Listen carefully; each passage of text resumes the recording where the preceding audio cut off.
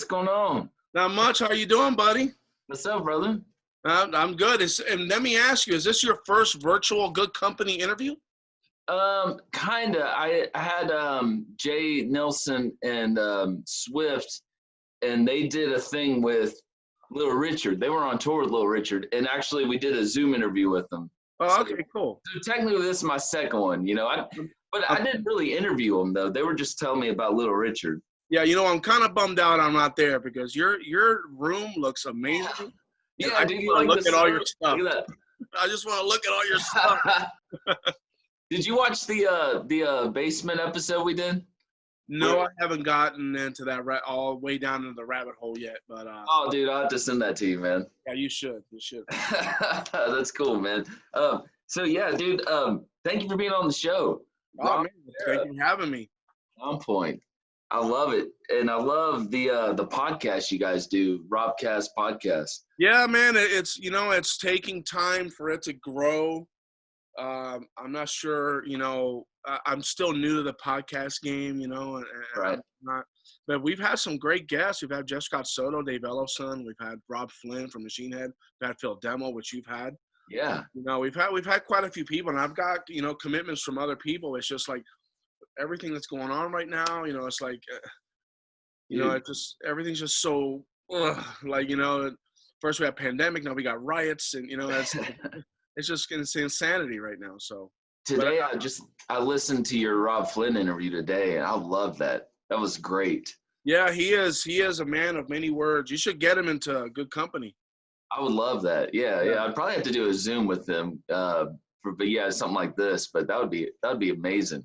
Yeah, he is a good dude with a lot of great ideas, and he's got, unfortunately, he's been given a bad rap over the years, but he's been one of my dear friends I've known Rob before Nonpoint was even a band. Really? So yeah, I've known him since 94, 95, like when Burn My Eyes came out. So how'd you meet him? Were you at a show or something? I was working as a loader because I work for the local promoter. So I just, load in gear, load out gear. And I was a fan of his old band Violence that Phil was in. So once I heard that Machine Head was a band, I immediately, that record is one of the most important albums of my life, and so I met him at the show, and they were in between drummers. Dave McClain wasn't playing with them. They had Will Carroll filling in from Death Angel now. And I went up to him with a cassette tape of Nonpoint Factor, this old thing that I had. And I said, listen, man, I will move my life to San Francisco tonight if you give me an audition. If I get this the job, I'll leave Florida. I was ready to do it. But, I guess, they'd already had other plans. But I definitely would have loved to. I would have joined Machine Head at that time if I had to. If you had given me that opportunity, I totally would have done it. How old were you? How old were you when that happened? I mean, was this after high school? I was probably 25, 26 years old. Oh, okay. I'm 50 now. That was a long time ago. I'll be 40 this year. Yeah. That's great. I have a whole bunch of notes, man. So when you first started, you guys, first of all, were you in a Christian band? I've heard that rumor before Nonpoint. I was in a Christian thrash band. It was first a metal band. They were called Sekel. It's Sekel. It's a Hebrew word. I don't even know. It's in Spanish. We say it's Sekel. I don't know how to say it in English. So I don't know how I would pronounce that or anything. Yeah. But it was a Christian thrash band. When I joined, they were very Iron Maiden-y, and which I love Iron Maiden, one of my favorite bands. But I kind of steered them onto the thrash game, and I picked up a guitar and started teaching them some stuff that I had written. So I said, hey, well, how about this? So we were a band for 2 or 3 years, and we have gone through some members, and then we moved to Boston to hopefully, make it, make it, whatever. But it didn't work out. But man, I was very proud of that demo. And I just talked to the guitar player, Sammy, not too long ago. I think we're going to re-record it. Oh, that would be cool. And just for ourselves, maybe put it out, just re-record it and get, another singer to play on it. But Who was your original singer? his name was James, and I had not talked to him when I left Boston. That was the last time I talked to him. But I haven't talked to him since 1991. Oh wow. So I don't know. Last I heard, he was living in Minneapolis. He's married. I think like he's like maybe a cop or something. I'm not really sure what he's doing. Uh-huh. I think he either went into back into the service or did something. But I know he lives in Minneapolis. That's my last like known location for him. And then the other guitar player, George, he lives in Orlando. I mean, we still talk every now and then. I would love to have him re-record with me. That'd be awesome. Yeah. But Do you have the original stuff? Like, could you upload the original stuff? it's on a cassette, dude. So, I don't have. I think I may have an MP3 of it, but I would not upload it. I mean, it sounds like trash. It was basically a live rehearsal that we did with a friend of ours, and we just released it. And it's so crazy, like in the Christian metal scene, underground scene. Yeah. I was huge into tape trading, so all those tapes, man, where I circulated tapes all over the world. I was Wow. way into the tape trading world. Here, let me close my door because washing machine. Sure. Too much noise. Hold on one second. Yeah.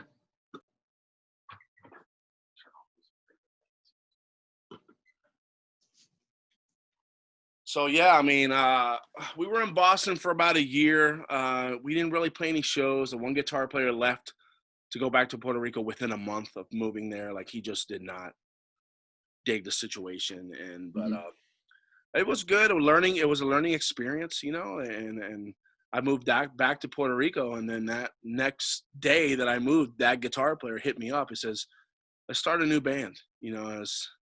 So that's when the idea of Nonpoint Factor came about. So Oh, cool. So who was singing for Nonpoint Factor? Was this before Elias? Then this guy named Javi Vasquez from Puerto Rico, and we had this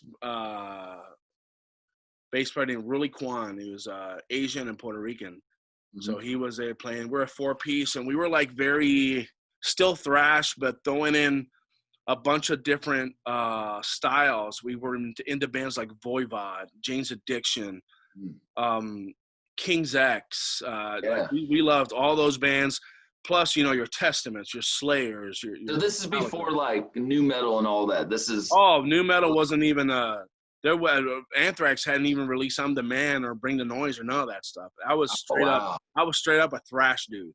You can see I got my Voivod hook on, so that's awesome. Yeah, that's my background basically is metal, thrash, and hardcore. You know, that was still my favorite thing to listen to. I have insane amounts of vinyl of thrash. Yes, I've always heard about your vinyl collection. That's amazing. It's pretty crazy because I have too much of it. So Nonpoint Factor, that's cool. Was it so keep going about Nonpoint Factor. Did you guys release anything? We released a bunch of demos, you know, all cassettes. We never got to the CD stage, you know, releasing stuff. I love the cassettes. That's cool. It was all tapes and it circulated, and we got into like Metal Maniacs, like in the demo section where they review the demo, like Boy, the guy who runs Blabbermouth. Oh yeah. The guy that reviewed all the demos on Metal Maniacs, but we got into all that stuff, and you know, it was like we were predominantly thrash. You know, the whole time, you know, like we were heavy, super heavy, and we had changed we had a bunch of different members, and we went through so many people because I had a goal, and it's, you know, I wanted to be in a signed band, I wanted to tour the world, that's what I want to do for a living, you know, and unfortunately, the people that I had, I guess, didn't have those goals. Great people, they just didn't have the same goals as I did. So so I went through a bunch of people. Dude, I play drums too, but playing thrash, that's a whole nother level. I mean, when you learned to play drums, what did you grow up like? Who taught you how to play drums, basically? Actually, I'm self-taught. Wow, that's cool. I lived in Ohio at the time. My mother was from Ohio, so I got into music there. Like in 1979, I had a neighbor named Randy Howard, and he was into Rush, Boston, AC/DC, Ted Nugent. He liked, you know, that's my first introduction to music, you know. And so when I heard the drum solo on Rush, All the World's a Stage, I was sold right there. I said, okay. So I got my mom's pot and pans, all her wooden spoons, and I made a makeshift kit on my bed. And, Cool. my mom got mad. I bent it and broke all that stuff. But that's how I got my start, And also I started playing guitar around that time too. This guy gave me this 2-string acoustic that he had, like it missing the other 4 strings. So I remember the first day that I got it. Very first day, I played "Smoke on the Water" by Deep Purple. Oh yeah. Like the very first day, I'm playing drums. No, playing the guitar. Yeah, okay. I'm playing the guitar. And That's everybody's first song. Then I learned "Jesse's Girl" by Rick Springfield on guitar. Oh, cool. So those are my first 2 songs on guitar that I learned. And the first songs I learned to play on drums is "I Love Rock and Roll" by Joan Jett, which I just actually recently found out that's a cover.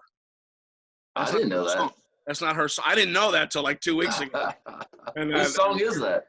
I forgot the name of the band. You have to Google it, but I believe it's a 3-piece band. I'm like, wow, I could not believe it. So Nonpoint Factor, when did you I love like going with Elias, man. I love like you guys have this bond, and I've talked to Elias, he's been on the show. And how did you you guys were trying out singers at the time, right? And he told me he didn't even sing at the time, right? Or is he into like rap and stuff? My old bass player Hector, excuse me, which he was later a bass player for this band called 40 Below Summer out of New Jersey. I called him one day, and he says, I was, hey, man, what's up? What you doing? No, I'm writing songs with Elias. I had met Elias previously. And I'm like, writing songs with Elias? What do you mean you're writing songs? What, does he play an instrument? Oh, he sings. He sings? And at that time, their singer, our singer, sorry, motherfucker would not come to practice. Just would not. Actually, he lives in Atlanta now. So, that's cool. I not talked to him in a long time. But he would just not come to practice. And we didn't know where he lived. The only number we had for him was at the gas station that he worked at. That's the only way we could get a hold of this guy. Oh, man. This was before cell phones. We didn't have way before cell phones, right? So, I mean, there was a cell phone. It was that Zach Morris one. Remember that big, gigantic one? Yeah, the brick. Yeah, but nobody really had those at that. Not everybody had those. Oh, yeah. So Elias one day, I guess he was writing we had a song called Head Games, not to be confused with the Foreigner version. Mm-hmm. We had a song called Head Games, and then so I guess he was working on that, and then we started playing it, and all of a sudden I saw the interview he did with you, and it was pretty close to how the thing happened. Yeah, you tell me what really happened. And I mean, it was actually pretty accurate. I looked at Hector. I was like, doing that thing. Yeah. This guy, look. You said it straight. So I stopped and said, hey, you want a job? You want to be in the band? I didn't tell him he was in the band because I didn't say, hey, you're in the band, but I pretty much made it seem like he was. So, but then from then on, man, we started doing that, and then I had to call. And here's a story that how the other singer, like, we hadn't told him anything. He hadn't come to practice for 3 months.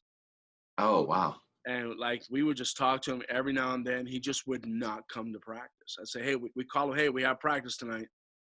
He said, okay, would not show up. That's it. That's an easy way to get rid of him. I mean, he never shows up. Yeah, so this is a great story. And so we had a show booked in Miami, this place called Roses.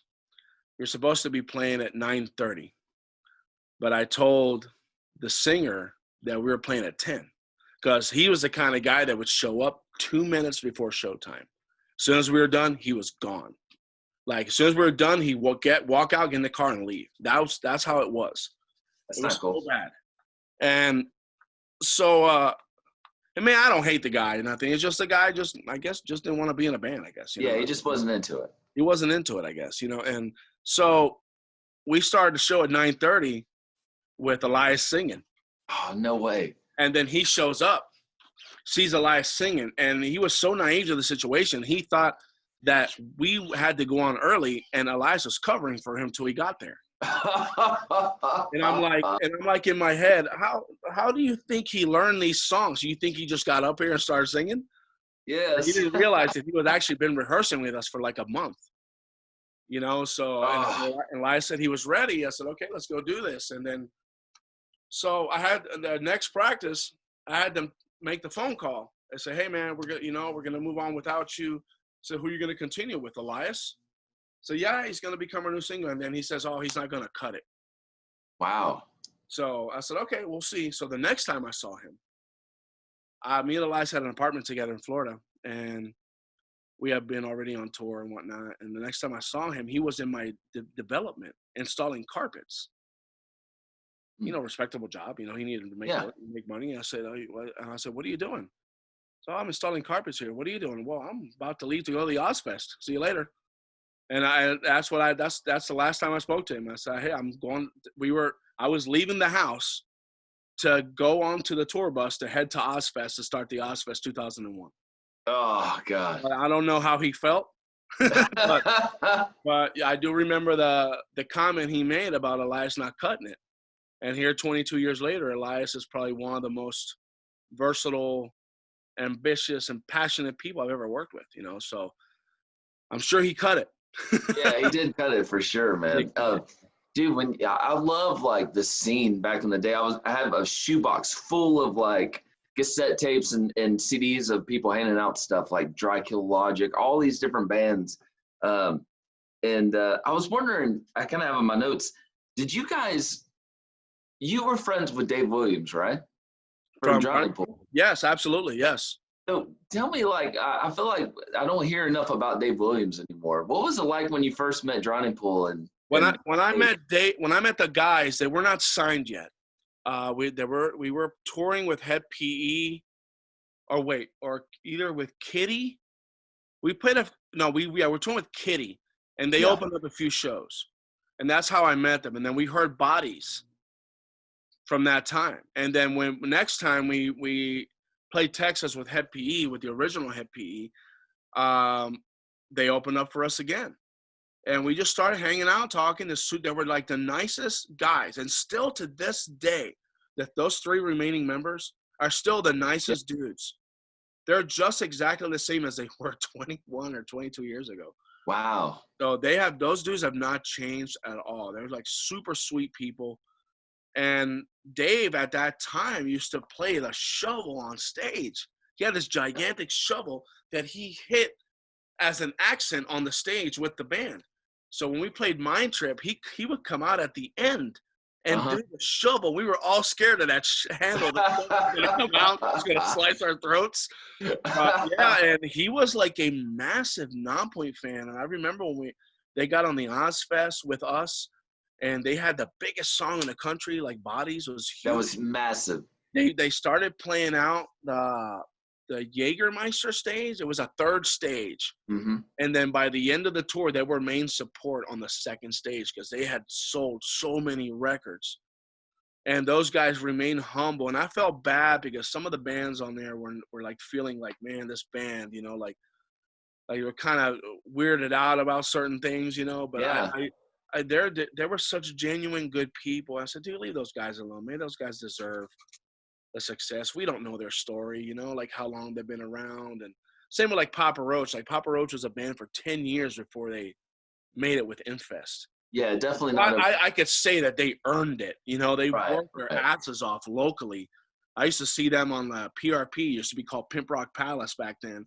I remember that. Seeing stuff about them without even being signed, playing Warped Tour. And I was like, who is this band? So yeah, Drowning Pool, man, I remember that when I saw their record come out, I looked at the thank yous, and they were thanking bands, and they wrote "Nonpoint is the shit." That's how they wrote it. Oh, that's awesome. And I remember Dave. We were playing in Austin with Kitty, and Drowning Pool was opening up, and he ran into our dressing room with a copy of Metal Edge magazine with a review of our first album. It was a very good review. Thank you, Paul Gargano, by the way, for the review. And he was he was more excited than any of us. He was so stoked about this review. Yeah. And I'm like reading it, and I said, man, this guy really loves our band. So we were so close. Oh. And not too long ago, I saw a videotape. Yeah, VHS. I'm that old. So Yeah. I had a VHS of a show we did in London, Ontario, and he came on stage, and I got so emotional. He brought us Jaeger shots on stage, and like we were doing an off date on the Ozfest, just us and them. And it was such a cool show. It's intimate, small crowd, but intimate. We had such a good time with them, Yeah. and Dave was just like, he just lit up the room, man. Anytime he walked in anywhere, and I hadn't seen him in a while. And then we played the Ozfest in London at Donington, and he saw us, and he just gave me the hugest hug. And that was the year that he unfortunately passed. Mm-hmm. But man, he's one of those guys I really wish he was still around. Yeah. He was just one of those just lovable people. Everybody loved Dave. He was a very lovable guy, and kudos to Johnny Poole for continuing, man. I love those dudes, and we just played with them. Last year was us, them, and POD in Dallas, and was the Islander on there? Islander was on there, and I love Mikey and his brother. There was another band. I can't remember who was on it, but Sons of Texas, I think. Okay, yeah. I think it was them, and got to hang out with them again. Me and Mikey, the drummer, we have bonded, huge back in the day, and it was so awesome. He's married with kids, all of our lives have changed. We've been married, we've got children, we're not that crazy anymore, Yeah. But it was great, man. Like I say, kudos for them to continue doing what they're doing, man. Dude, I love those guys. I could do a whole episode on bands you tour with, but I have to talk about two bands in particular, Sevendust and Stuck Mojo. I mean, because those are, I'm from Atlanta, those are Atlanta-based bands. You've known Sevendust forever, right? Yeah, I'll start with Stuck Mojo. We've never really done a tour with them. We've done a lot of shows together. I remember the first time I saw Stuck Mojo, they were playing in Fort Lauderdale. We weren't playing. They were playing with Puya. Oh, yeah. Puya. And I saw Stuck Mojo. They were more of a funk-based. They weren't as heavy as like the Pig Walk record. And if I remember correctly, and I was like, wow, what is this band? They had a whole different Bud wasn't in the band at that time. They had another guy and another bassist. But then when we played with them, we played with them, and when Corey was in the band, and there was another bassist, like Danny or Daniel. Yeah. I'm trying to think of his name. My brain's gone blank. They were one of the bands that we like looked up to when we were coming up. A lot of, like them, and like Orange 9mm, Down. I love 9mm. That's awesome. Downset. All these bands are coming out at the old Deftones. I love it. And I was like, yeah, I mean, we got to know those guys, Bones and Elias really clicked. Oh, that's good. Me and Corey always joked that we were going to roust the bar and beat up everybody back in the day, and Rich has been a super sweet friend, man. We actually toured with him and Fozzy as recently with Fozzy in Europe. That was 3 weeks. And that was so much fun. That's so cool. A lot of fun, and he had a lot of great stories. And Rich is a super funny guy, Yeah, he is. And as far as Sevendust, man, that relationship has been a very long one, and that's the band we have played the most shows with. We have done 7 tours with those guys. Wow. And the last one was like, I want to say 2010. So we're due for another one. Yeah. And so Sevendust, if you're listening, we're due. Yes, dude. Get rid of this Corona and get on. And LJ and Elias have been good friends for a long time, and I've always bonded with Morgan because we both love the New York Yankees, and me and Clint, we've always talked. I've bonded with every single person in that band. I've bonded with, and I've had John on my show. So it's been a super cool relationship. Elias has gone out and sing Angel's Son with them. He's done Clint's part. That's amazing. And like I said, we've had I just love those guys, and the one thing that I know, we've had very similar careers. So I mean, they've had a lot more success than we have, but we have changed the management quite a bit and labels, and and so we've had we're like this. It's like a lot of people associate us as the same band almost, because we just continue, man. No matter what the hell comes at us, we just plow through it. and continue. And like, then kudos to them. They've only had one lineup change and the guy came back, you know? And Yeah. that's what I've wanted from Nonpoint, was to have the original guys to stay in the band my entire career. It just didn't happen that way for us. When Sevendust did they did like their first album and Home, they play it from start to finish. Would you guys do that too? Like anniversary dates and stuff? That's something that we're talking about. This year is the 20th anniversary of Statement and the 50th anniversary of To the Pain. So there's some plans in the works. So we just, now that we actually have time to work on it, because you know, we're stuck at home, but now, you know, the states are starting to reopen little by little, so we're hoping that we can get these projects done. But yeah, well, I'm definitely into doing that for sure. Do you like? I love like Morgan's drum heads. How he does the album covers. Would you do that with the album covers? I've never had the money to do that, man. yeah. That shit's just expensive, man. It does. Yeah, it is, man. I've never really have put anything in front of my kick drum. I had like the logo once, and I actually sold those heads, you know. But no, I've never really thought about doing it. I love we've done backdrops, but not a drum head. I love like how you you used to, I don't know if you still do, man, but you used to play kind of to the side. Like, you got that from Robert Sweet? Like playing. Yep. I saw Robert Sweet in Puerto Rico. Loudness was opening up for them. And I saw it and I'm like, man, that was like the most unique thing I'd ever seen. You know, he's part of the show. But the cool thing, he had a drum set when he's playing sideways, got one this way and one facing the other way. So he would turn around and play the other one. So that's another thing that I'm trying to figure out when I'm going to actually do that. So it'll probably be a special show that I do that at. But the Robert Sweet was very influential in how I set up my drums. Yeah, absolutely. Do you still play that way? I mean, you play every single time, or didn't you play a couple of shows like different, or just facing like normal?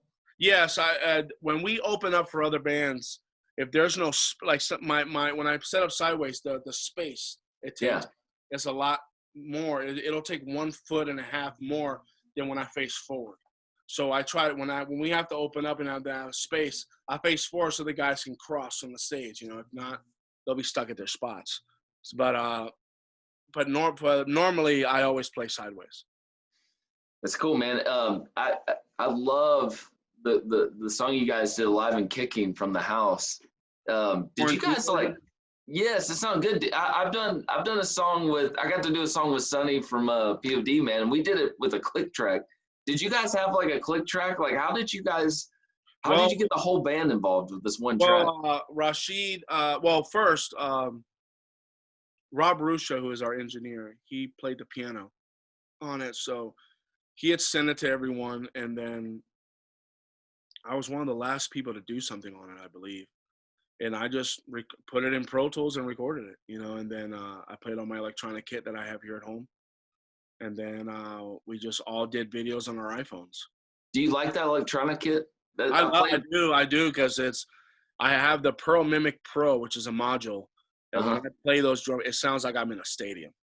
I mean, this sounds like they're real samples recorded in top-notch studios. And it just sounds absolutely amazing. Oh, that's so cool, man. Are you guys going to do some more songs like that? Well, tomorrow we're releasing a new version of our song Frontlines from the Miracle Records. Oh, that's a great song. It's called Remember Me, and a tribute to Frontlines. That comes out at 12 a.m. Wherever Eastern time is, and it's really on all streaming platforms. Oh, that's cool. Yeah. Really cool, man. Well, dude, I mean, I appreciate you being on the show, man. I love just kind of talking like this. Like, it's super, man, I grew up listening to you guys play. I remember seeing you at Masquerade pull up in a van. I swear I remember you guys pulling up in a van. Did you guys go on use a van for back in the day? Yeah, I mean, one of the first shows we did there at the Masquerade, we opened up for Linkin Park. I think I was there, dude. Linkin Park was the second band. Linkin Park was second band, and Head PE was headlining. Oh, wow. That's cool. And that's when we first met the Linkin Park guys. And then we remained friends with them, too. Wow. I saw Linkin Park at Masquerade. I'm wondering if it was the same night, man. That's really cool. Could have been. That's probably the only night they ever played there. They got huge. They were already at That was their second week of the record being out. They were already at 100,000 records. Oh, that's insane, dude. Yeah. Well, cool, man. Dude, I love this, dude. I feel like we need like a part 2 on this. Oh, dude, I'll talk all night, man. I don't care. You ask me whatever you want. I'll talk about dude, whatever. okay, well, let me ask you one or two more questions. Okay. I love just throwing these random things at you. Snot, the band Snot. Did you guys tour with Snot? No, we never toured with Snot, but we opened up for them once. It was Nonpoint, Snot, and Machine Head at the House of Rock in Pompano Beach, Pompano Beach, Florida. I think it was Pompano Beach, Florida. Snot was on their first record, and Machine Head was on their second album, More Things Change. I had already bought the Snot album in a week before, and I fell in love. But when I saw them play live, I immediately stopped what I was doing. I went outside. I grabbed my band. I said, I don't care what you're doing right now. You need to come inside and watch this band. And they were just tearing the fucking place apart, man. Completely crushing it. And I met Lynn that night, and we got to talk. He was a sweet, sweet guy, super cool. And I'm really good friends with Sonny. You know, I met him through when he was in Sevendust at that, because we did a tour with Sevendust when Sonny was in the band. And one of the biggest tours we've ever done. That thing was long. Really? That was it was a 52-day tour. It started January 17th of 2006 and ended April 2nd. It was long. Long. But man, was one of the every single show was sold out, I think, except 3 of them. They were all on the West Coast. I mean, that tour was absolutely insane. Like, I wish I could relive that again. I had so much fun, and you can't go wrong playing a sold out gig every day. Yeah. I mean, God, that's amazing. And like I said, us and Sevendust, it's like, man, it's like we're like a match made in heaven when it comes to playing together. You know, like I would love to do it again. We have to do it again. Dude, you got to. And when Clint was in the band, was it weird? Like, were you still in contact with Clint? Yeah, I still talk to him like every now and then. He was doing Dark New Day at the time. Dark New Day, yeah. But yeah, no, I've always stayed in touch with Clint. I just actually recently texted him like 2 weeks ago. He put out like this little video on Instagram playing one of his songs from his solo record, which is great, by the way. Dude, oh yeah. What's cool is that you getting to see Morgan Rose play drums. He's an amazing drummer. Getting to see Snot's drummer. Who was it, Jamie Miller playing drums? It's just amazing. I mean, you must have been inspired just seeing those guys. I mean, yeah, I mean, the one guy that inspired me visually first was Shannon Larkin. Oh, Shannon Larkin, yes. Yeah, I saw him play amazing. with Souls at Zero, which was the band that was their former name was Wrathchild America. Mm. And then they had to change their name to Souls Zero. That was a UK band called Wrathchild or whatever. Yeah. But that's the first time I saw, like, I said, man, look at this motherfucker. Like, throwing his arms around. So that's the biggest inspiration for my show. That was one of the big, like, when you see me play, you'll see, like, some Shanna-isms. Larkisms in my thing. But yeah, I love watching Morgan. He's like possibly, to me right now, I think he's the best hard rock drummer out there. You know, not to blow it, you know, not to talk, you know, kiss no butt or anything. I just like when I see him, he is solid. He does what needs to be done for the song. He doesn't overplay, but he'll throw in some interesting stuff because I think he did marching band back in the day. So. Yes. So he'll throw in some of those things in there, and we're like, oh shit, that was, and he's just fun to watch, and he's always smiling. And when I watch him, he looks at me, he does this face like he's tired, like it's so funny. I know I love watching Morgan. I love watching Jamie Miller. I only watched him once though. It was at that show, and I don't think I saw Snot. Oh no way, I saw him on the Ozfest. Oh, you did. Played the side stage at Ozfest too, but they were better at the venue. Uh-huh. This was an open show, Ozfest, out in the parking lot type of deal, you know. I saw them in a club with Machine Head, and they just completely, oh my God, crushed that fucking place, man. It's like, I got the same feeling watching Snot like I did when I saw Pantera at the Channel in Boston. And they were opening up for Exodus and Suicidal Tendencies. It was on Cowboys from Hell. And God, when you were there. they came out, and I'm like, what in the fuck is this? Like, who are these people? And then I remember I had listened to them because they were like in the glam metal days. They had the old Pantera. Uh-huh. And I'm like, is this the same Pantera? Yeah. This is not the Projects in the Jungle band that I heard, but it turned out to be, it was all of them except Phil wasn't in that version. It had that Terry Blaze or whatever his name was the old singer. Yeah, the original singer. Yeah, he was in the behind the music. He was interesting seeing him on that, man. So man, Snot was definitely a huge influence on us. Sevendust too is where Papa Roach live. Another Yo, dude. that, like though we watched those bands. Had the original Head PE. I love Head PE, man. The OG lineup. When we saw them, we're like, okay. And the weird thing is we had a show 2 days later at that same venue that we opened up for Snot at the House of Rock. And then there was people that came from that went to Snot and Machina that came those 2 days later. There was tons of them. We saw you 2 days ago. And so they came. We were playing with this band called the Grooveniks, and they were like, you guys are not we're not this. We completely changed everything in those 2 days. We threw it down that night. Like it was like watching a whole and completely new band when we saw Snot, and then we were like, okay, that Snot is the reason why we are the band we are today live. Oh, that's amazing. So that they were like the biggest inspiration. Then after I saw Sevendust, I was like, holy shit, this band, like, and I know they toured together back in the day. I would have loved to tour with Snot and Sevendust. Man, that crowd would have been leaving in ambulances. Yes, dude. Night, from all that energy. But yeah, man, it was Snot and Sevendust. I mean, I've great relationship. I know most of the Snot guys now, and I talk to Mikey quite a bit online. Yeah, I've actually been talking to Mikey too, man. I got when Sonny was on the show, I gave him a big platinum Snot record. Yeah. Mikey reached out to me. He's like, dude, you got to get me one. Like, how can I get one? So wait, so I see when you do your episodes, you make looks like a vinyl. Yeah. I'm friends with the guy. You make those yourself? No, so I did it once for Bones, and I had Corey kind of present Bones one, and it was a big surprise. It was awesome, man. Bones had no idea. It's a long story, but Bones had no idea I had Corey was going to surprise him. And Corey, I didn't even meet Corey face to face. I've just met him kind of on social media. Anyway, so Corey walks in with these big plaques, and I became friends with the guy that makes them in California, called Gold LPs. But anyway, so I get them occasionally for different artists, man. So I like it. If you want to give me one, I'll take it. Even though it's not the real thing, I'll fucking take it. I'll get you one, man. I'll get you one for sure. But yeah, man, I'm thankful, man, that I've been able to do this for so long, and thankful that I have the singer that I have. Elias. Elias is just an amazing human being. I just love that dude, and so.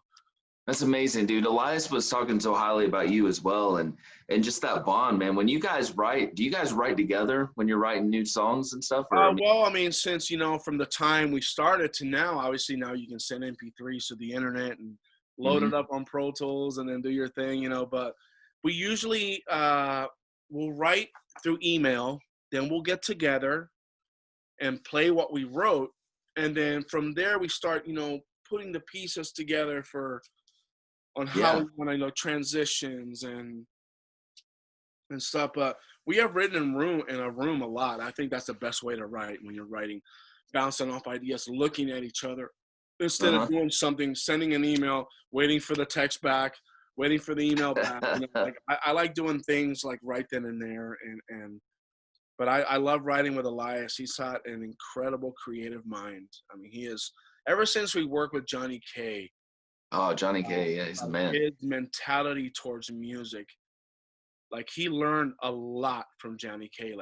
Like especially structuring songs. Mm-hmm. He learned a lot. I love being in a band with him. I just could never see myself with another singer. Wow. It just, like I said, we have that bond, man. We've been together since 1997, man. You know, You guys are Nonpoint, basically. I mean, it's just. I mean, gosh, I think Nonpoint. I think you won I mean, outright. the first 5 records was done with the original lineup, and I mean, we did some Great lineup. things together. I mean, I love those. I love those guys still to this day. I mean, our relationships are a little bit different these days, but I mean, I still acknowledge that era of the band. You know, and without that era, I wouldn't probably be here talking to you. You know, so. Yeah. So, and we wrote a lot when we were those 4. We wrote together a lot. We wrote in a room. We wrote like the To the Pain record. We wrote it all in a room together. Everyone, all 14 of those songs. Wow, so, man. That album was actually. Why was that re-released, man? Was that off Spotify, To the Pain? Yeah, well, the former label head, Jason Beeler, was also our manager. He used to be in this band called Saigon Kick back in the day. Oh, okay. I remember that name. Yeah. And he hit me up on text, said, "Hey, been talking to my brother. They owned the label at the time, so they wanted to reverse the rights to us. So it's the least we could do. We want you guys to own the album." So we had it taken off Spotify, and then we waited for a while to see what the demand would be, and we started getting emails and messages for like a year. And I told her, like, dude, we got to put that up soon. We got to put this up. So we decided we got a brand new cover for it, you know, and we uploaded it last Christmas Day. It was uploaded on Christmas. Oh, cool. And people were just so excited, and the streams have been insane. It seems like that whole record's been revitalized. You know, it has like this new life.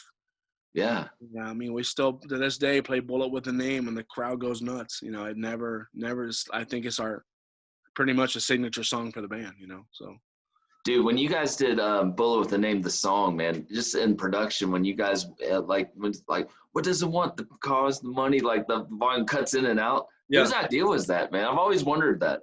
Oh, well, it's funny you say that. That was actually my idea. Because we were talking, Elias was on cars, money, but I was still playing. I'm like, hold on a second, let's do bah, bah, bah. So I basically stole that idea from listening to the Bullet Boys. Remember that band, the Bullet Boys? Yes, I remember that. That song called Smooth Up in You. Yes, I remember that. They had this thing, and I'm like, oh, yeah, that'll work. So I basically, it was kind of like that. I didn't rip it off exactly, but it was like that style. But I said, let's do, and I think it just turned out to be like a huge hook. You know? Yeah, I've always loved that. Yeah, I love that part too. That was a huge part for the song. People always, you can see the crowd, God, money, they're singing it, you know, because they know that part's coming up. But when you guys going a little further back though, when you guys put out Recoil, your third record, yeah, every song was just massive. I mean, that's one of my favorite Nonpoint albums. I mean, it's just there's no filler. It's just that. How do you feel about that record? That record is, you know, it's really weird. Like a fan came up to me, I think 2 years ago. Mm-hmm. One of my buddies said, "Hey, this guy wants to tell you something." I thought, you know, something positive, whatever. So he told me, "Yeah, the snare sound on Recoil, it sucked." And I'm like, wow. I'm like, huh? It's like it took me. I was like so taken aback. Like I wasn't expecting that at all. But to that record is my favorite album my favorite vocal album from Elias. Like vocally, he crushed that album. Yeah. And we did that record to tape. Oh, okay. It was recorded completely analog. Mm-hmm. And then the only song that was done to Pro Tools was actually Rabia, which is the last song we wrote on for the record. We wrote it in the studio, actually. I picked up a guitar and I started doing dun dun dun dun dun dun dun. I said, okay. Then Andy added so, and then we wrote that together. So that was the only song that we did straight to Pro Tools. But everything else musically, we did guitars, bass, and drums, all overdubs to Pro Tools. And to tape. Then Elias sang to Pro Tools. We dumped everything we did to Pro Tools. Then Elias sang it to Pro Tools. But that was a great record. We did that song. I mean, that record we did. We weren't signed to anybody at the time. We just went and started recording an album. We took like a year to do it. Oh, did you? We wrote it and recorded it in a year. And that's amazing that like your biggest song, right, is in the cover "In the Air Tonight." Well, that was on At there, least, at least on Spotify, it is the biggest, like. right? But that song has opened a lot of doors for us. Like, like let's say I meet somebody, I'm 50 years old, so I meet someone my age. Yeah. They want to know, hey, what do you sound like? So I'd play them In the Air Tonight to kind of get them familiar with it. And I said, well, this is not what we do really. I mean, this is a cover that we did. And but then I show them the heavier stuff, and they kind of, I ease them into the heavy stuff, and then they dig it, So Yeah. but I start with In the Air Tonight always, and when it comes to the older generation.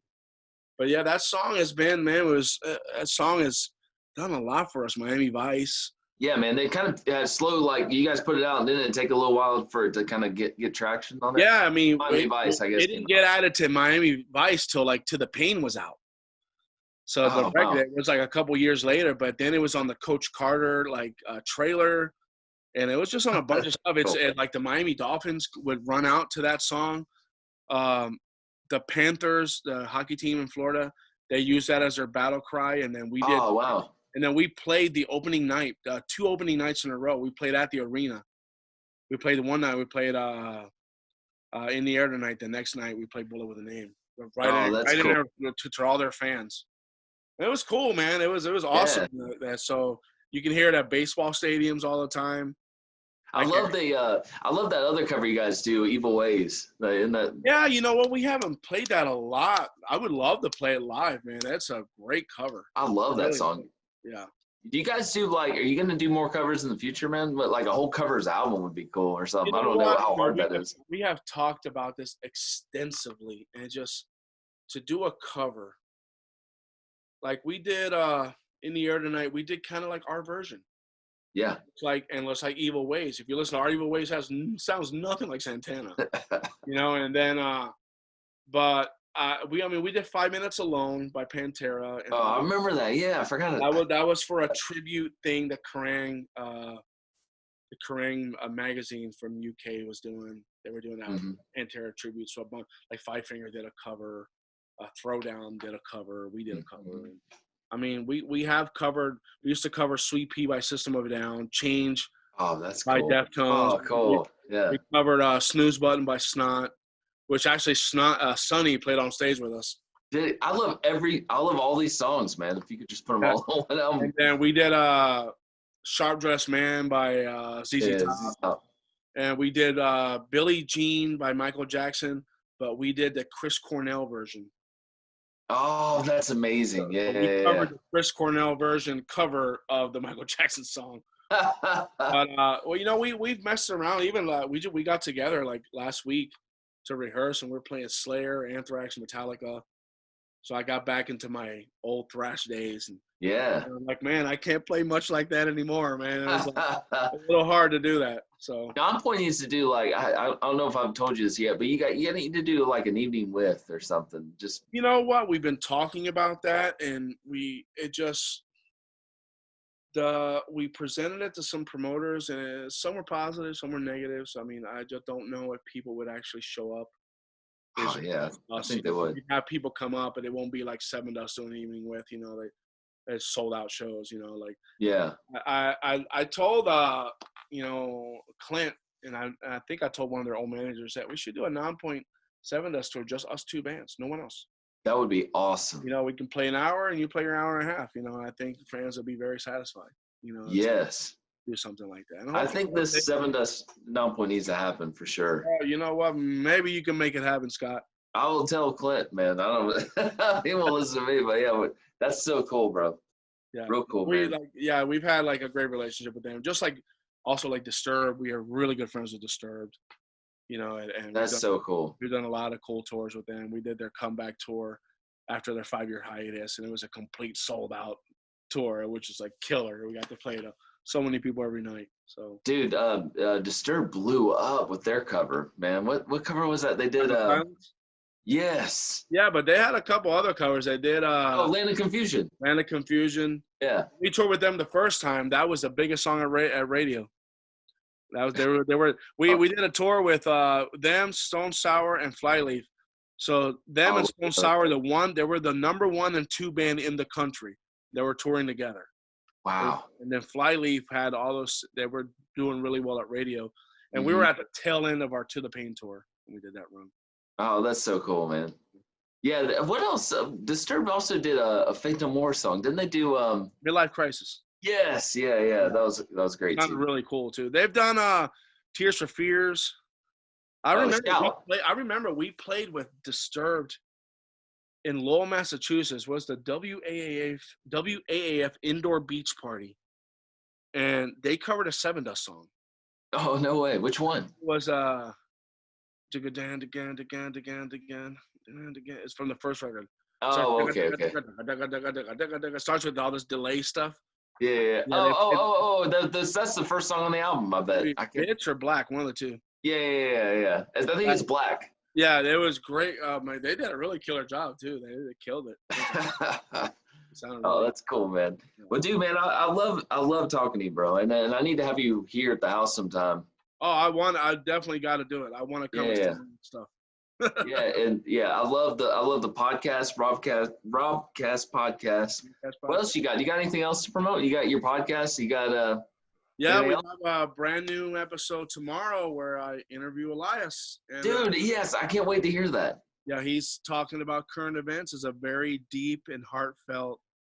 We don't talk about music at all, I don't think. It's basically all about current events and how the George Floyd situation, which is completely unfortunate, has affected Elias in a major way.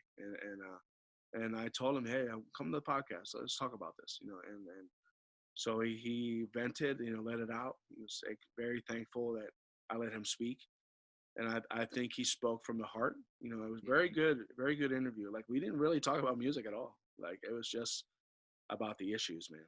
So I can't wait to hear it, man. It's really so cool. He did a lot of talking, and I told him, just go for it. Just say what you feel, man. So for sure. Oh, man, I'm looking forward to that. Got to get your butt on there.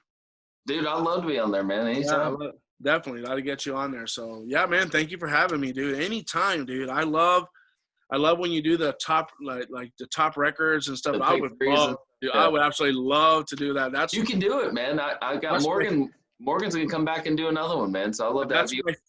That's my favorite thing to talk about. Is I love talking about the records I grew up with, man. Dude, we real fast. Like I had, I somehow landed Ryan Headwelch, Rich Ward, and Morgan on one episode. I saw that. Yeah, and they were like, at the last minute, I was like, I don't even want to be on this thing. And then, and I'm like, I want to do another like that. Just have an all-star group, man, have you on there and have just a few other people. That'd be awesome. Yeah, dude, whenever. And if I'm in the area or whatever, however we can schedule this, I'm down. Let me know. Yeah, sounds great, man. Well, dude, I appreciate it, dude. Anytime, man. Thank you so much. Thank you, brother. I really appreciate it, man. All right, you take care, brother. You too, man.